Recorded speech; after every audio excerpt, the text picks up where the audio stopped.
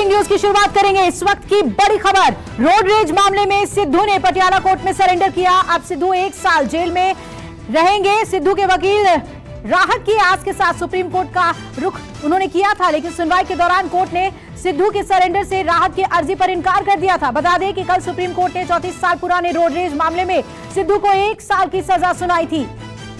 दूसरी big breaking का रुख करेंगे। सुप्रीम कोर्ट ने ज्ञानवापी मस्जिद मामले में जिला कोर्ट में केस ट्रांसफर कर दिया है। सुप्रीम कोर्ट के आदेश के बाद अब वाराणसी जिला अदालत में ही मामले की सुनवाई की जाएगी। सुप्रीम कोर्ट ने कहा कि जिला जज के पास ज्यादा अनुभव है। सुप्रीम कोर्ट ने आदेश जारी करके कहा कि 8 हफ्ते तक अंतरिम आदेश जारी रहेगा। दोनों पक्ष जिला जज के सामने अपनी दलीलें रखें। 8 हफ्तों में सुनवाई पूरी हो और 17 मई को सुप्रीम कोर्ट का दिया अंतरिम आदेश 8 हफ्ते तक जारी रहेगा। जुलाई के दूसरे हफ्ते में सुप्रीम कोर्ट में सुनवाई होगी। आगे बढ़ेंगे तीसरी बिग ब्रेकिंग, झारखंड से जहां निलंबित आईएएस पूजा सिंघल की रिमांड 5 दिन और बढ़ी। गिरफ्तारी के बाद निलंबित आईएएस अधिकारी पूजा सिंघल की आज रिमांड अवधि खत्म होने के बाद ईडी कोर्ट में उसे पेश किया गया, जबकि उनके सीए सुमन सिंह को होटवार जेल भेज दिया गया है। पिछले दिनों 4 दिनों के लिए इनकी रिमांड और बढ़ा दी गई थी। आगे बढ़ेंगे, चौथी बिग ब्रेकिंग का रुख कर रहे हैं। जमानत पर जेल से रिहा लालू यादव की मुश्किलें बढ़ गई हैं। दिल्ली में लालू प्रसाद यादव से सीबीआई की टीम ने 3 घंटे तक पूछताछ की। बताया जा रहा है कि पूछताछ के दौरान लालू यादव से रेलवे भर्ती मामले से जुड़े कई सवाल पूछे गए। बता दें कि आज लालू यादव के 17 ठिकानों पर सीबीआई ने रेड की और सीबीआई की 8 सदस्यीय टीम राबड़ी देवी के घर रेड डालने पटना भी पहुंची। दिल्ली के अलावा भोपाल, गोपालगंज, पटना में सीबीआई रेड चल रही है। 6 बजे की अगली बिग ब्रेकिंग, 27 महीने बाद जेल से रिहा होने के बाद आजम खान का बड़ा बयान। कहा, मेरी तबाही में मेरे अपनों का हाथ है, मालिक से दुआ है कि उन्हें सद्बुद्धि दे। बता दें कि कल सुप्रीम कोर्ट ने आजम खान को अंतरिम जमानत दी थी। सीतापुर जेल में आजम खान को रिसीव करने पहुंचे शिवपाल यादव। शिवपाल यादव के साथ आजम खान के बेटे अब्दुल्ला और अदीब भी मौजूद थे।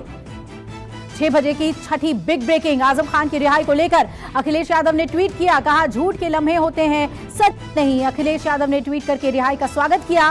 ट्वीट में कहा, पूरा एतबार है कि आजम खान बाकी झूठे मामलों में भी बाइज्जत बरी होंगे। हाल ही में आजम खान और अखिलेश यादव के बीच अनबन की खबर भी सामने आई थी।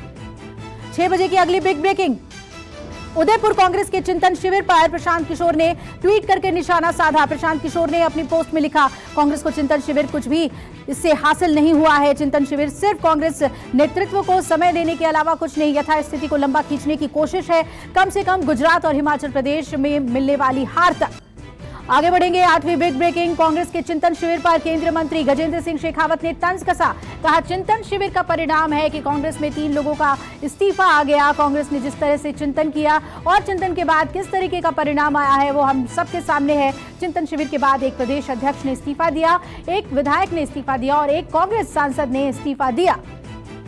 अगली बिग ब्रेकिंग का रुख कर रहे हैं। राष्ट्रीय पदाधिकारियों की बैठक में पीएम मोदी का कांग्रेस पर निशाना। सरकार ने अपेक्षा नहीं करते थे लोग और 2014 के बाद लोगों की सोच बदली। चुनाव के समय हम जैसे हर घर हर बूथ तक पहुंचते हैं, वैसे ही नागरिकों के घर घर तक जाना है। पीएम मोदी ने कहा कि देश में विकासवाद की राजनीति पर हमें हर दिशा में काम करना है, हर दल को विकासवाद की राजनीति पर आने के लिए मजबूर करना है।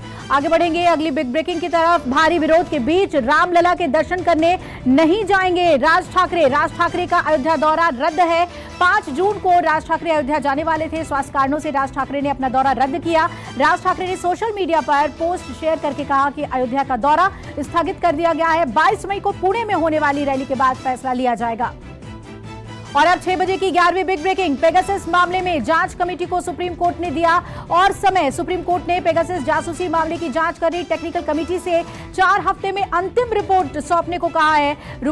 सुप्रीम कोर्ट ने कहा कि कमेटी जांच की निगरानी कर रहे पूर्व जज को रिपोर्ट दे। 20 जून तक रिपोर्ट सुप्रीम कोर्ट में जमा करवाई जाए और जुलाई में मामले की अगली सुनवाई होगी। 12वीं बिग ब्रेकिंग का रुख कर रहे हैं। रामबन में निर्माणाधीन टनल का हिस्सा गिरने से बड़ा हादसा हुआ है। हादसे में कई घंटों बाद भी सर्च ऑपरेशन जारी है।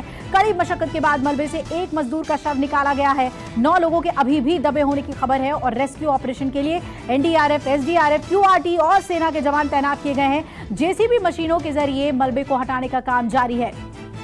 13वीं बिग ब्रेकिंग 6 बजे की, अब यूपी में हाईटेक हुआ कानून बनाना। लोकसभा अध्यक्ष ओम बिरला ने यूपी में ई विधान प्रणाली का उद्घाटन किया। ई विधान प्रणाली के बाद यूपी के विधानमंडल की कार्यवाही अब पेपरलेस होगी। कार्यक्रम के दौरान मंच पर एक साथ दिखे सीएम योगी और अखिलेश यादव। कार्यक्रम के दौरान ओम बिरला ने कहा, यूपी की विधानसभा शायद देश की सबसे बड़ी विधानसभा होगी।